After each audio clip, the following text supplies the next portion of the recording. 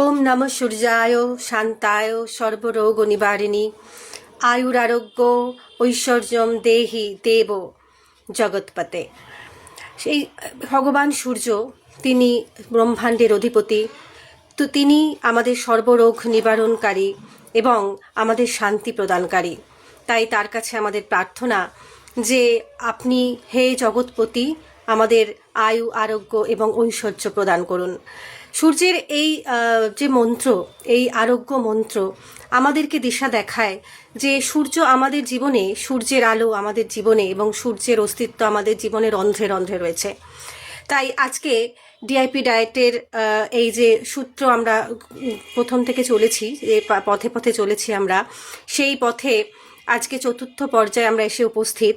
সেখানে আমরা আজকে সূর্যের যে গুরুত্ব, যে ডিআইপি ডায়েটে সূর্যালোকের যে কতটা গুরুত্ব, সেই গুরুত্ব নিয়ে আমরা আলোচনা করব।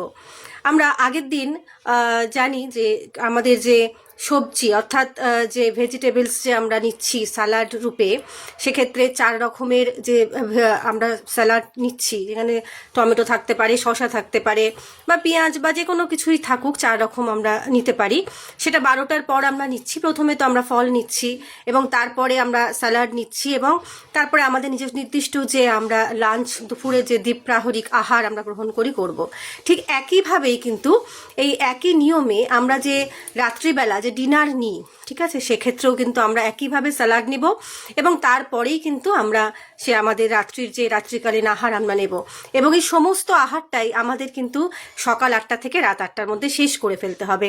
মানে একটা ছন্দে আমরা চলেছি, যেমন আমাদের পৃথিবী চলেছে একটা নির্দিষ্ট ছন্দে। হ্যাঁ, সূর্য যেমন সকাল হচ্ছে, আবার অন্ধকার হচ্ছে, আবার রাত হচ্ছে, ঠিক আমাদেরও শরীরও একটা নির্দিষ্ট ছন্দে, একটা রিদিমে চলে, একটা ঘড়ির সাথে সাথে চলে।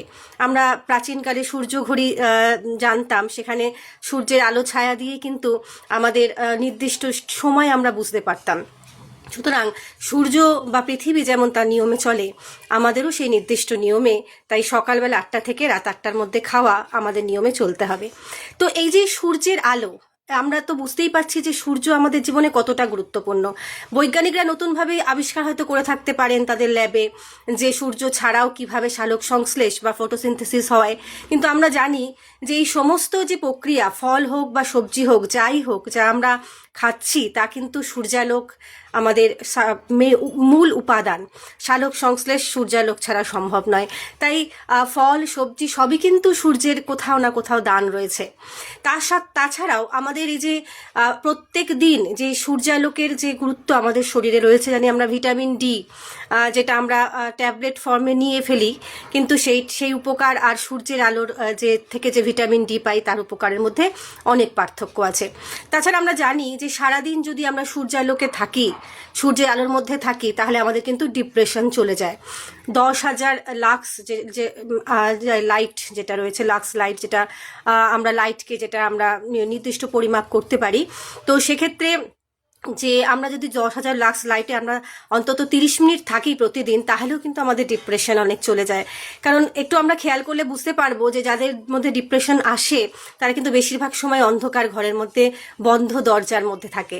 তাই আমরা বন্ধ দরজার অন্ধকারে থাকবো না, আমরা খুলে দেব জানলা দরজা এবং সূর্যালোক আমরা প্রবেশ করতে দেব। সকালবেলা যখন আমরা খাবার খাবো, প্রাতরাশ করব, অবশ্যই সূর্যালোক আমাদের শরীরে এসে পড়বে।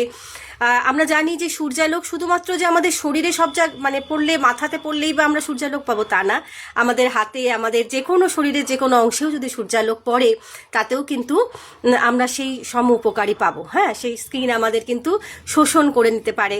আমরা জানি যে 1% স্কিনই শোষণ করে নেয় সূর্যালোকের যে সমস্ত যে গুণাগুণ রয়েছে। সুতরাং সূর্যের অস্তিত্ব আমাদের জীবনে, আমাদের সেই সংস্কৃত শ্লোক থেকে আরম্ভ করে আজকেও এখনো আমরা প্রতিনিয়ত আমরা অস্তিত্ব তার বুঝতে পারি।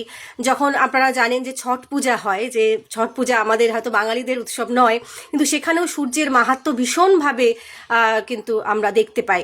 তো সুতরাং এই যে সূর্যের অস্তিত্ব, সেখানে আমাদের সূর্যালোকে থাকা, এই যে সকালবেলা যে সূর্য প্রণাম যে করি আমরা, সেই সকালবেলা কিন্তু সূর্যের আলোটা নেওয়া, সূর্যের মানে অনুভব করা, এটা কিন্তু আমাদের ভীষণভাবে প্রয়োজনীয়।